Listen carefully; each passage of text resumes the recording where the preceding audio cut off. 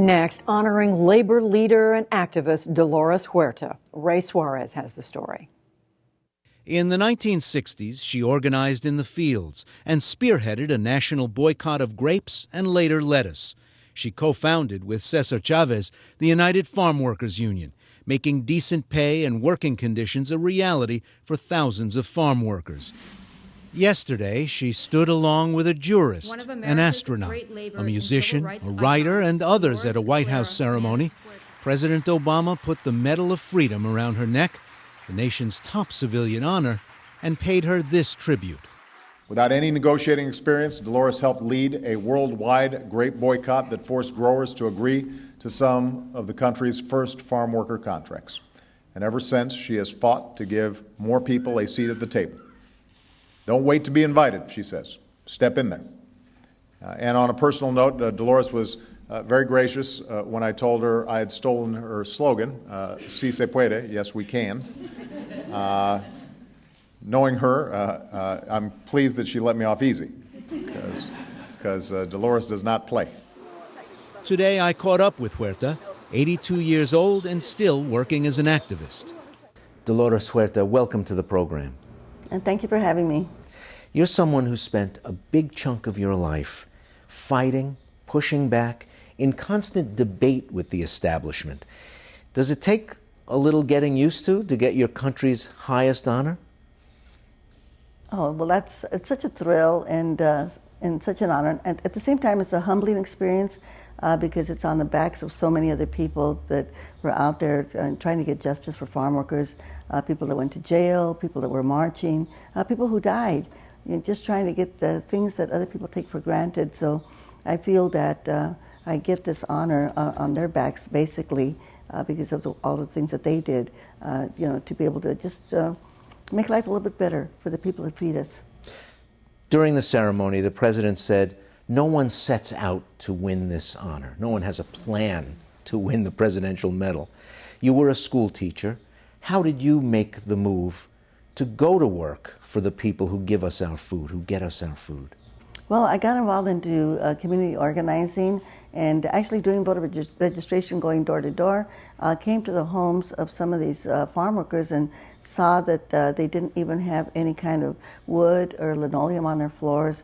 Their furniture was orange crates, and their children were barefooted. And I thought, this is wrong, because these people are working very, very hard out there, picking our food every day, and yet they can't even afford to, live decently. And so that's kind of when I made up my mind that I was just going to quit teaching, also being in the classroom.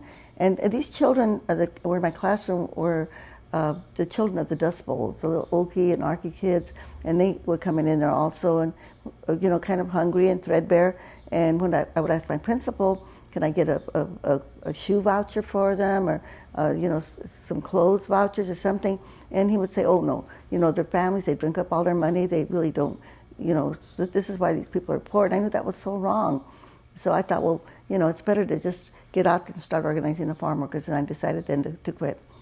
You've been at this a long time. It was 1960 when you co-founded the Agricultural Workers Association. You were already working in poor communities for years. Was it still unusual for a woman to do this kind of work? Was there resistance to you doing it? Initially, a little, but actually what I found out is that when people know that you're trying to help them and that you're sincere about it, that they respond. So I didn't get as much pushback as I thought. Actually, people were very responsive, and I was very fortunate. I learned my organizing method from a gentleman named Fred Ross Sr. He's the first, also the one that taught Caesar how to organize. And we organized through a grassroots model where we meet in people's homes. And by the way, I'm still doing that same thing today with my foundation, the Dolores Huerta Foundation for Community Organizing. Well, you say that once people realize you're going to help them, they accept it, but you were doing things that women had never done before, negotiating contracts with the growers during the earliest days of the United Farm Workers. Were they ready to do business with a woman? I think we kind of caught them off guard. They really didn't know how to respond because they, couldn't do the usual, forceful type of thing. And when you would bring up to them and show them the conditions that the workers were working under and they were kind of embarrassed, actually. And I think it was a big advantage to be a woman, to be able to do those negotiations. It made them feel guilty.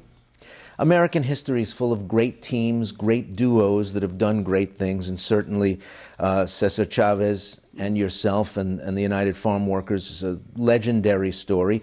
But in many ways, it was he who became the face of the movement and not you. Was that part of the plan?